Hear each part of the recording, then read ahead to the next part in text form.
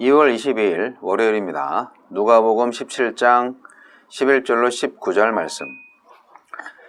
예수께서 예루살렘으로 가실 때 사마리아와 갈릴리 사이로 지나가시다가 한 마을에 들어가시니 나병 환자 10명이 예수를 만나 멀리 서서 소리를 높여 이르되 예수 선생님이여 우리를 불쌍히 여기소서 하거늘 보시고 이르시되 가서 제사장들에게 너희 몸을 보이라 하셨더니 그들이 가다가 깨끗함을 받은지라.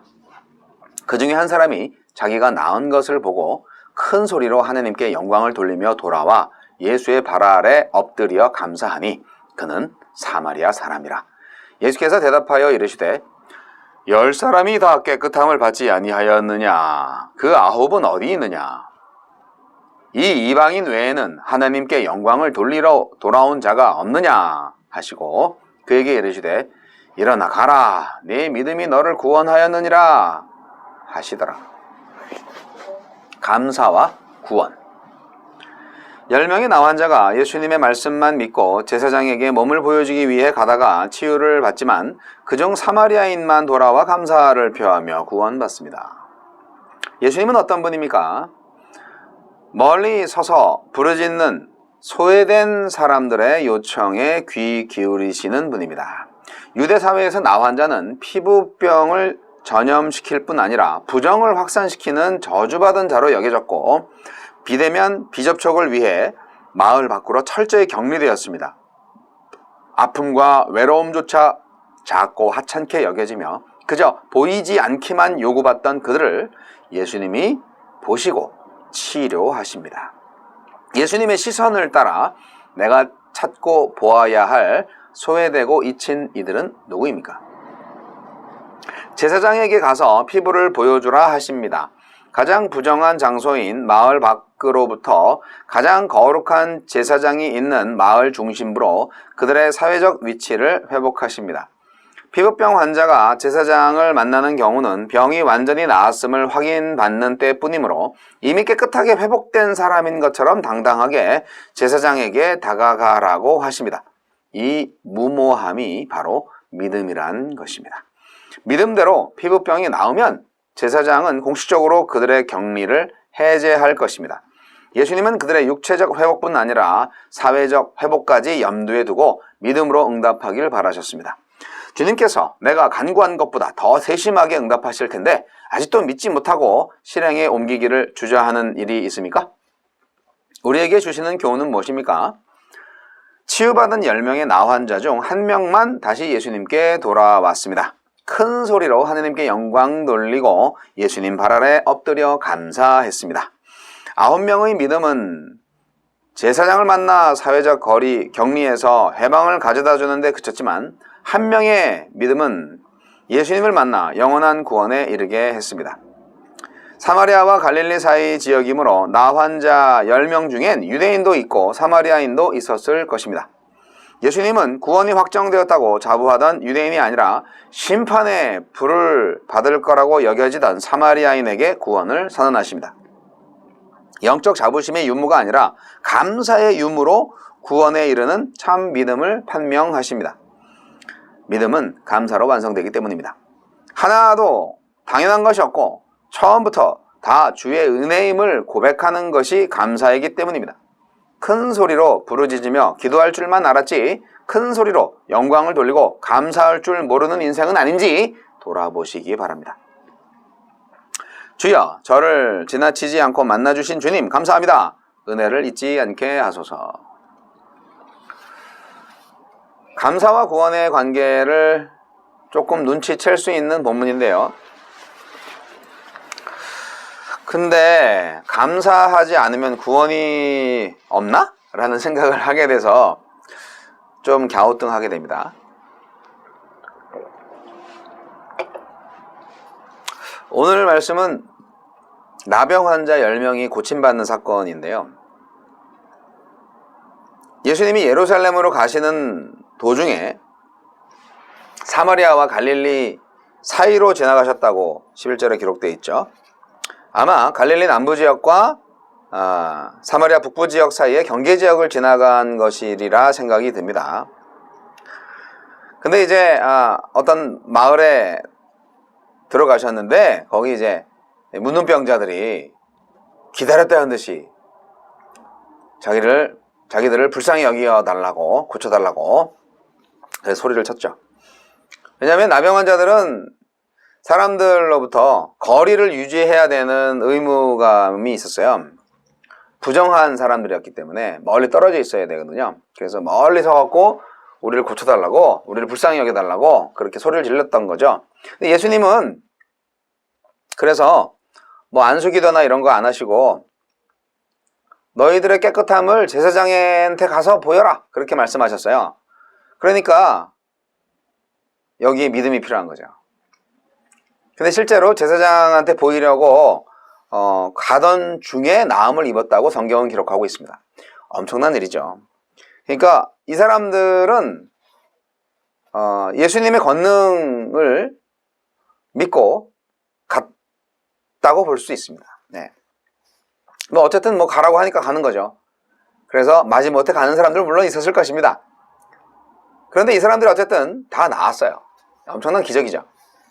근데 가면서 나음을 깨달았던 한 사람이 이거 이렇게 낫게 해주신 것이 예수님인데 예수님한테 감사를 해야 되지 않을까 해서 제사장한테 가다가 뒤돌아옵니다. 그래서 예수님한테 와서 무릎 꿇고 감사하다고 그렇게 얘기를 하는 거죠.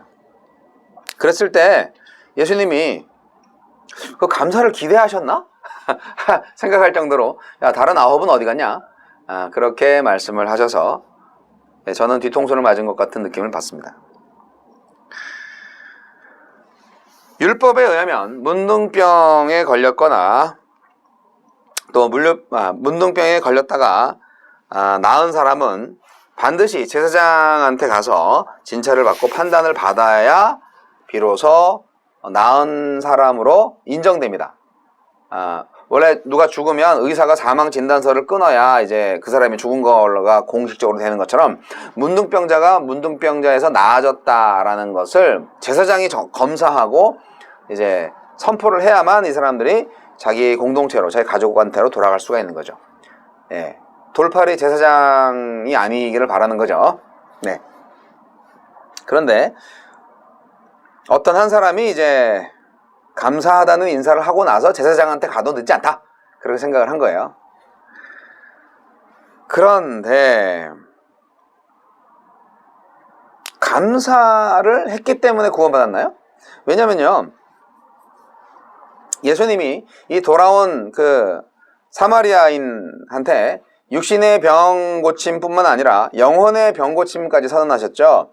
일어나 가라, 내 믿음이 너를 구원하였느니라, 이렇게 19절에 나와 있는데 이 구원의 개념이 육신의 구원뿐 아니라, 그러니까 병 고침 말하는 거죠, 영혼의 구원까지 포함하는 것으로 이해할 수 있습니다. 우리는 하느님의 자녀가 되는 거죠. 단지 병 나은 것을 선포한 것이 아니에요. 구원받았음을 의미하는 거예요. 그러니까 문둥병자 10명이 고침을 받았지만 구원받았다라는 예수님의 선언을 들은 사람은 여기 감사하러 온 이 한 사람, 사마리아인 한 사람밖에 없어요. 그러면 이 구원을 가져다 준 것이 무엇이냐, 이 사마리아인을 구원하게 한 것이 무엇이냐, 그것은 사마리아인의 믿음이었습니다. 물론 이 믿음이라는 것은 구원의 근본적인 원인은 아니에요. 네. 구원을 가져다 준 주체는 하나님이시죠. 또는 예수님이시죠. 그런데 이 구원을 받아들이는 사람의 믿음, 이것이 제2의 원인이 되는 것입니다. 이 사마리아인을 구원할 수 있는 제1 원인은 하나님이시고 제2 원인은 믿음인 것이죠. 사마리아인의 믿음. 사마리아인이 예수님한테 돌아와서 감사했을 때 비로소 그때 구원이 임했을까요? 이게 이제 포인트인데, 예수님은 분명히 내 믿음이 너를 구원하였느니라고 말씀하셨습니다. 그러니까 구원하였다라는 완료형으로 말씀을 하셨기 때문에 예수님이 이 말씀을 하시기 전에 그 사마리아인이 이미 구원받았음을 이해할 수 있습니다. 지금 구원받은 상태라는 것을 예수님이 선포한 것뿐이죠. 그럼 언제냐? 사마리아인이 구원받은 시점이 언제냐?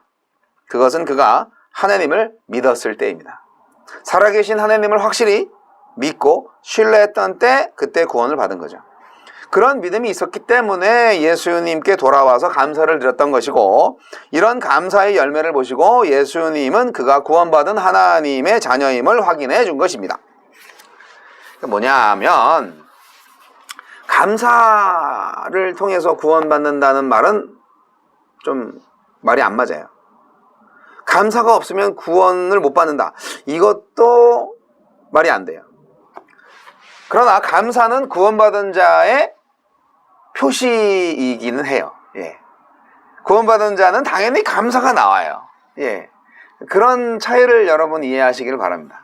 그래서 감사가 없는 사람들은 그 사람 구원받았는지 조금 의심해 볼 필요도 있어요. 예.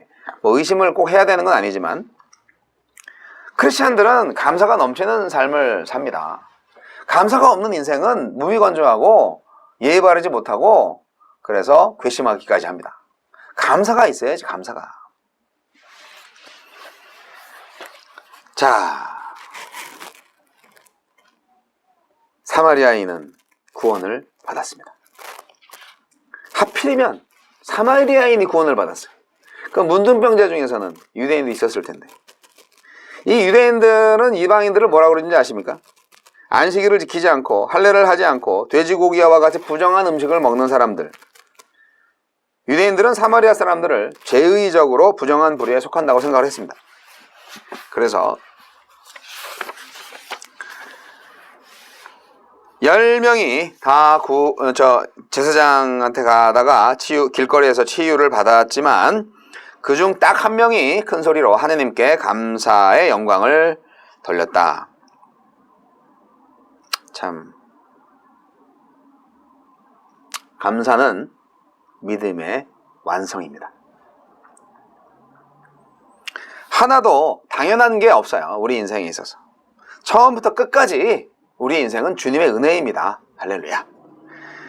그래서 그것을 고백하는 것이 감사예요. 모든 것은 주님의 은혜입니다. 내가 공로로 한 거 아무것도 없습니다.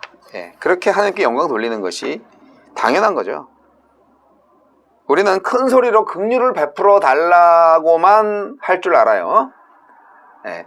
우리는 큰 소리로 기도만 할 줄 알아요. 네. 그런 적이 있었다고요. 그러나 여기 나온 오늘의 주인공, 큰 소리로 영광 돌리고 감사를 드리는 인생을 우리도 살아야 하지 않을까요? 예수님께 돌아와서 감사한 이 이방인에게 예수님은 구원을 선포해 주십니다. 사렙다 과부와 나아만 장군처럼 언약의 외인이었던, 언약의 외지에 있었던, 아웃포스트에 있었던